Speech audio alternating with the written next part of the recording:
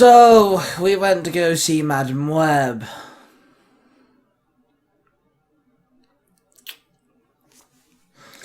It exists, apparently!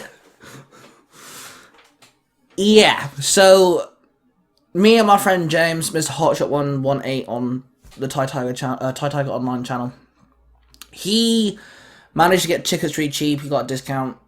We knew this movie wasn't going to be great, but we went to go see it anyway. It was some fun to do. Me and him hang out for a couple of weeks, you know, that sort of stuff. It was bad. It wasn't great. The really annoying thing about this movie is that it could have been really fucking good. They had such a hook. Again, this is where I don't spoil much about the movie, and I just run through my cinematic experience going to the cinema to watch a film. And it's... okay. They tried to force Spider-Man down your throat, without even mentioning Spider-Man. Ben Parker, as we know through the trailers, is in this film. He's in it way too much. Ben shouldn't even be any part of this movie, realistically speaking.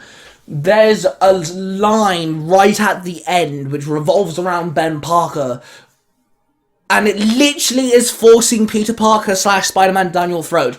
And they're not even connected to Spider-Man. The Sony movies have nothing to do with Spider-Man. Ah! It's so annoying. Anyway, as I was saying, Ben Parker's used way too much. But the hook, the thing that was good and what they should have focused on, is the whole surprise that she can see into the future. It happens multiple times. Actually, it happens a lot. Where it starts off like, oh my god, but you just said that sort of scenario. That happens a couple times, but then it gets to a point where she knows how to use it. But here's the problem. This film has two storylines. We have the first storyline. Cassandra Webb somehow magically gets the ability to see into the future after dying. But then we have story point 2. The bad guy is after 3 girls because at some point the 3 girls will become Spider-Woman and kill him. Okay, fair enough.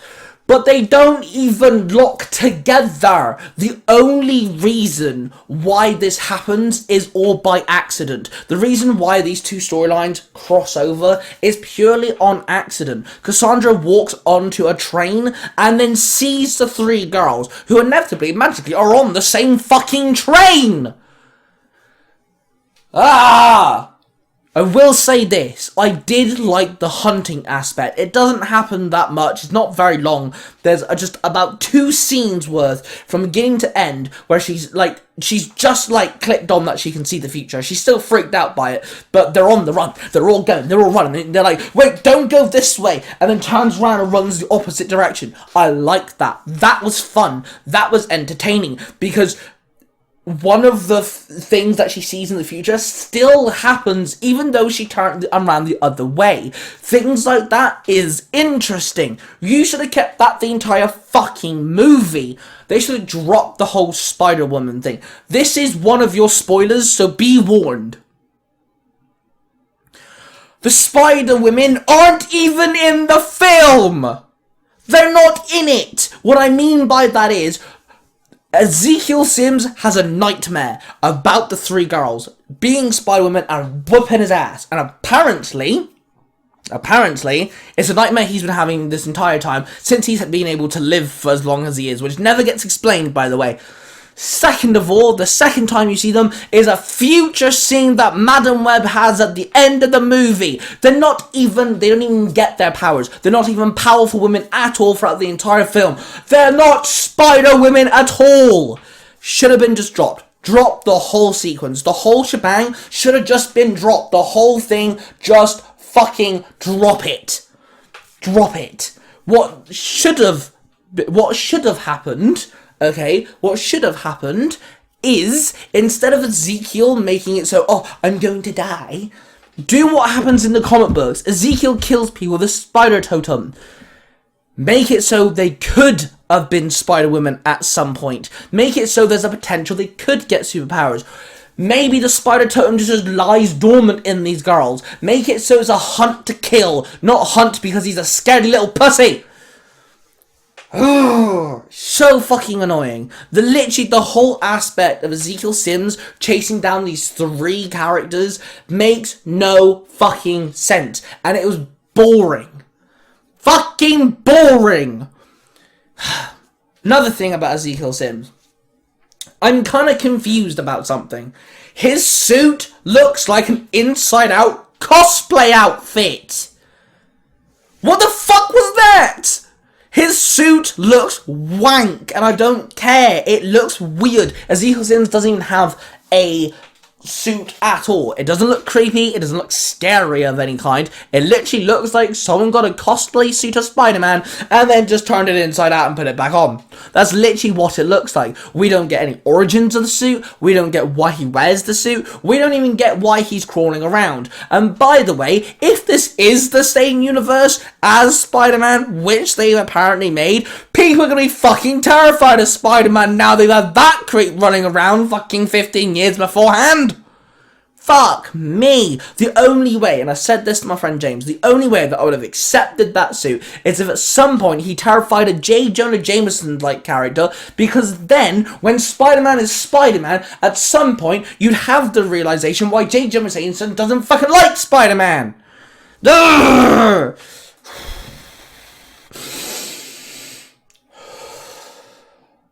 Okay, let's talk about the good things about this film. I'm done ranting. First things first, I actually did enjoy Dakota Johnson for once. I think she actually plays a very good character in this. She's a bitch throughout the entire thing, and I love it.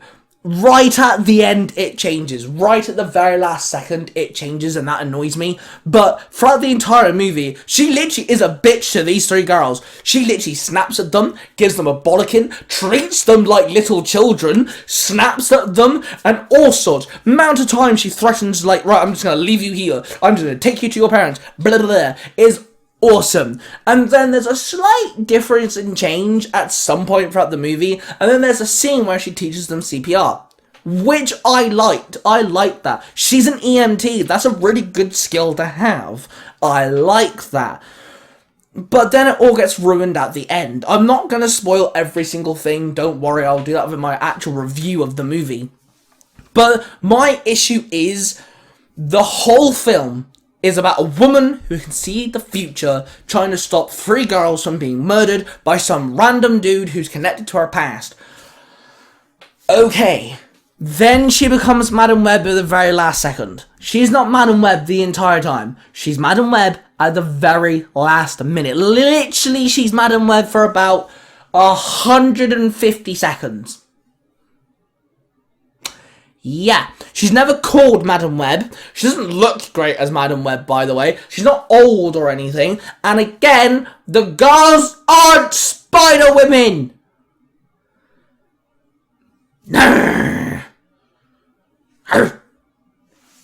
Like, there were some very funny moments in this film.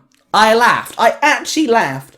Some of it was because of the stupidity, but some of it was because it's actually funny. The 3 girls were awesome. I'm not gonna deny that. The 3 girls had chemistry. You had the badass bitchy one who wanted to be a rebel. You had the middle one of the stage of rebelness who has been a rebel, but only when she feels like it. She feels kind of awkward. She wants to keep to herself. Then you've got the awkward motherfucker who literally is trying to be a goody two-shoes. She's the one who kisses Cassandra's ass. She's the one who doesn't want... I'm not swearing, by the way. She's the one who doesn't want to, like, do all this stuff, but ends up getting roped into it anyway. You have 3 versions of a rebel teenager, and I like it. They had to make all 4 characters connected. The 3 girls and Madam Web all have something in common, and it's dumb and it's stupid. I don't get it. Connecting Ezekiel Sims to Madam Web was kind of cool. Okay, I did like how they did that. You know, the very second where Ezekiel Sims clicks on who she is, that was a good scene. And then you have the way that Madam Web learns how to control her powers. That was also really dumb. There's something that she does in the final fight scene. Yes, it's a final fight scene, but like, kinda. It's not a fight scene, it's a confrontation. The final confrontation scene, she does this one thing, and me and James were sat there like, how the fuck did you learn that? The really sad thing is, as well, is, the woman who plays the blonde character, the blonde girl, I don't remember their names. She was really intent on being Spider-Woman. She even said that she saw in the comic books how she hangs upside down, and she wanted to capture that, and she did really well. And sadly, we don't even see them in the suits properly. Like I said, it should have been a film where Ezekiel Sims was done correctly. I think the way it was shot and edited and stuff did Ezekiel Sims bad, bro. Really bad, really bad, really bad. Did him dirty. There's scenes where, like, it's right in his face. I mean, you're right here. You can see this, like, and he's talking, and he's trying to act all ominous, and he's trying to be the bad guy. But then the audio, it has to catch up to his face. And then there's, like, these mysterious characters very in the beginning, and they can do spider shit. But the way that they done the camera angles and stuff, they're moving across trees like ninja shit, but the camera's doing this at the same time, so you can't fucking see them running. It's so bizarre. The way that this film was put together did it dirty. They should have just kept it as Ezekiel Sims was comic book accurate, make him comic book accurate. There's a dude trying to kill 3 girls who has the spider totem. They're not powered, they don't have powers, they could possibly have powers in the future. But it's the spider totem that he wants. Not because at some point they're going to kill him, that's just stupid. Spider-Women don't kill people! Anyway, then still make him connect to Madam Web. Madam Web then starts seeing the girls. Don't make it so she accidentally sees them. That's dumb. Anyway, I digress. That's my rant over about Madam Web. At some point this year, I will be doing a review of Madam Web as the movie, the whole thing. I'll go through the whole plot and I'll rank it and rate it and all that crap. But I'm also going to rewrite the movie, and I will do it on this channel, and we'll see what everyone thinks of my rewrite of Madam Web. If you guys want to see that, then make sure you like the video, and let me know down in the comments below, which one would you rather see? My full review, where I talk about the whole plot, I rant a bit more, and I also give it a rating and all that stuff, or would you rather me do a rewrite? Let me know in the comments down below which one you would have first. That being said, I do apologise about my ranting. This film could have been good. It could have been so fucking good. Madam Web is one of those characters that doesn't have a lot, so giving her a prequel movie could have worked really well, diving into that lore that we don't have. But no. Hit the like button, subscribe button, and notification bell if you guys haven't already. Thank you everyone for watching. Roar of Passion. And of course, I'll see you next time. Bye.